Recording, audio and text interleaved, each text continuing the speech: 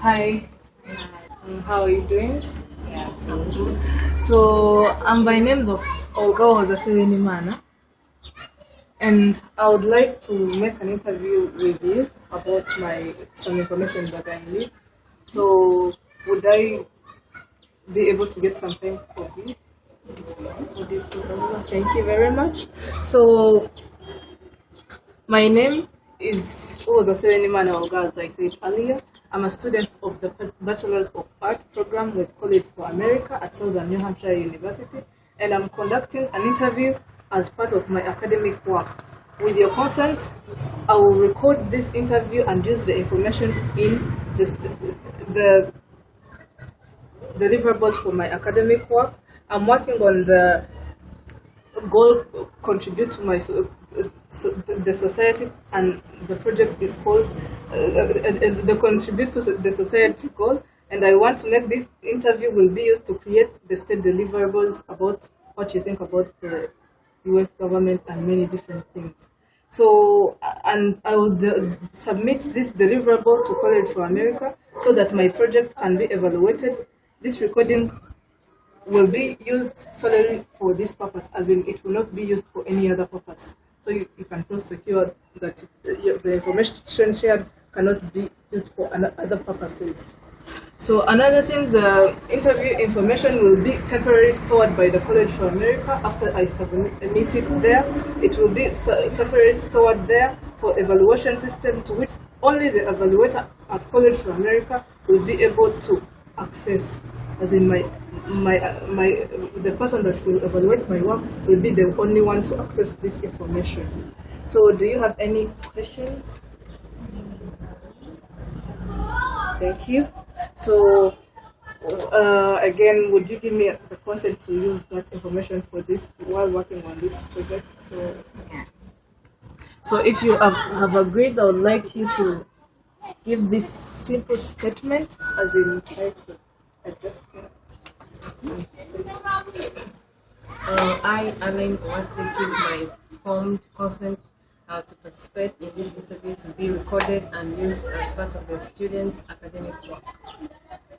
I, Redempta Isimbi, give my informed consent to participate in this interview to be recorded and used as part of the students' academic work. Thank you very much. So, the first question is, I wanted to ask you is, what are the three branches of the government? As in, what you know about? You mean any government? Yeah? I know one, which is executive branch. What about you? Do you know anything? I have no idea. Okay, it's okay. So then, do you know, as a follow-up question, do you know what that branch does? If you only know one, do you know what it does, its function? Personally, I think it's in charge of enforcing laws which are made. I don't know who makes them, but I know they're in charge of enforcing the laws which are made.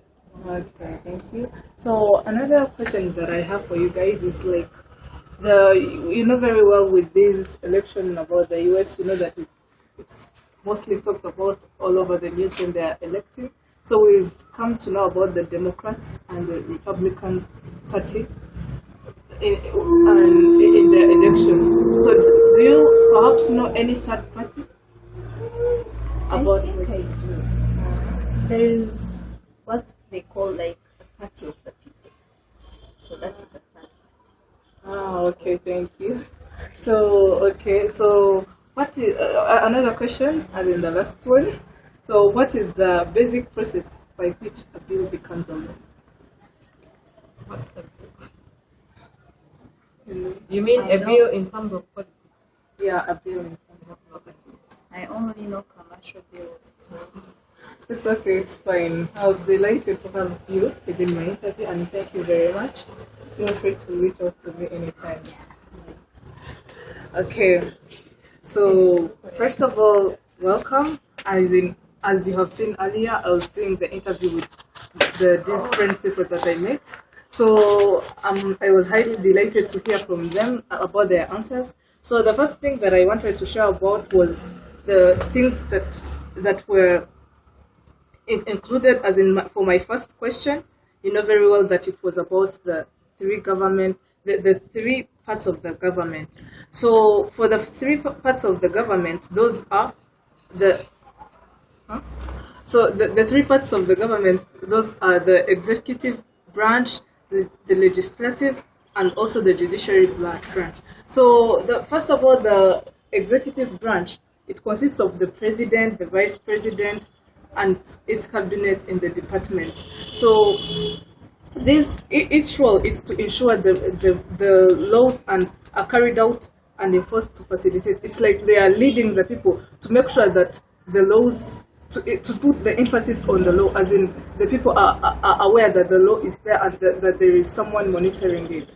So the other thing that I wanted to talk about is the legislative branch. So this is this branch is composed of the Senate and the House of Representatives, that is most of all referred to as the Congress. So its role is like making the new laws and changing the existing ones. So when they have the new laws, these people, when they introduce new laws, they try to discuss on it within them and try to evaluate whether it's applicable within their society or if it is fair within their society. So the last branch is the judiciary branch. So this consists of the Supreme Court and the Federal Court. So this is more like concerned about the judges, as in they make sure to discuss about the law, as in they hear cases and change the constitution of legislation and require some interpretation about the admitted law. So about the different things, as in these three branches, they work hand in hand. So the system that ensures that no single branch is able to monitor the power over the people is called the checks and balances. So within this checks and balances system, each branch is like having power over the other, because the legislative branch has the right to, for example, to introduce that law, but then it can't enforce it within the society. This is the work that is left for the executive branch. And also thirdly, the judicial branch is also coming into its ways to be able to still monitor how it is used within the society. So I think that's all within the checks and balances, as in it's just to emphasize that they have the right over each other. Not only one person, not only one branch is having the supreme right over the people or the supreme power, but then it's shared within the three, so that the people are having all the rights put into the right place and also into the right use. So another thing that I wanted to talk about is how the political parties started. So this goes to the second question. This is the question the question that said that asked about the Democrats and the Republicans. So how the Democrats started. So in 1987, Hamilton and the other leaders began to call themselves the Federalists. So this was the first political party. It was mainly made of wealthy people and most of the politicians. When I mean wealthy people, those are the bank owners, the wealthy traders. So this meant that this party was very powerful. So in 1789, anti-federalists gathered around Jefferson, as in they introduced a new party and called themselves anti-federalists, as in to oppose them. So in speeding up, going to 18th, so in 1800, the Federalists lost control of the government and it lingered as a minor party, as in it lost the temperament that it had over the government. So in 1820, the American political life was being influenced by different opinion, and this led to civil war. When this came, it destabilized the farmers, the planters, the bankers, and many other industries. So in 1828, Andrew Jackson became the president and named the Democratic Republican Party, the Democrats, as in this became like one of the leading power at that time. So in 1854, the anti-slavery, the people that were in the anti-slavery movement and the Free Soil forces and also some part of the Democrats, they put themselves together and formed the Republican Party. So this is what resulted into what we see today, the two leading parties that are the Democrats and the Republicans Party within the USA. So going back to the third party, as in, even though we most of the time we hear about the two leading parties, there are also many other third parties. So these third parties are not yet considered because they don't have enough votes. So it's said that if they have 5%, they will be considered and be able to present themselves and receive the payment as the public parties. So the third parties that I know about, they are like Green Party, American Shopping Party, American Pirate Party, and there are so very many. That's all that I come up with in this moment. So its role is like the third party candidates can shift the national attention, as in when they see that there is another competitor in the elections, these two other leading parties, they try to put emphasis on their own parties, as in it pushes them to building better work, as in they are trying to surpass themselves so that they can bring better results towards the citizens, so that they can maintain their power over the society. So in addition to that, the third party, they try to mobilize around the single issue, as in they try to show that to show the people that they have an alternative, as in the people have some people they know that when the two leading parties are not supporting their idea, they can still go for the third. So this helps the people to feel that they can have another solution aside from the two, which brings out alternatives for the people, not feeling enclosed. So I think that's all about the third party. So let me go to the bill, how the bill becomes a law, which was the first question of the interview. So a bill itself, it is a proposed legislation under consideration by a legislature. So it is like an idea that is proposed within the Congress room so that it can become a law. So it is, most of the times, it is introduced by the congressman, one of the congressmen. This might be a senate, a person in the Senate, or in the